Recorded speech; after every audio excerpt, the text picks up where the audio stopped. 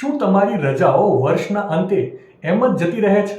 શું તમે પણ રજાના પૈસા મેળવવા માટે નોકરી છોડવાની કે પછી નિવૃત્ત થવાની રાહ જુઓ છો? તો જરા થોભો, કેમ કે કેન્દ્ર સરકારની નવી શ્રમ સંહિતા 2026 તમારા માટે જબરદસ્ત ભેટ લઈને આવી છે. હવે તમારી મહેનતની એક પણ રજા વ્યર્થ નહીં જાય.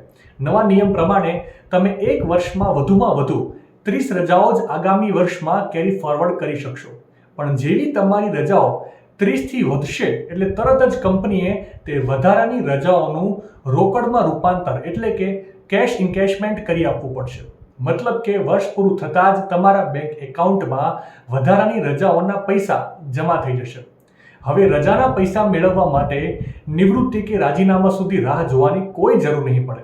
દર વર્ષે કામના ભારણને કારણે તમે આપેલી રજાઓનું બલિદાન હવે તમને કમાણી કરી આપશે.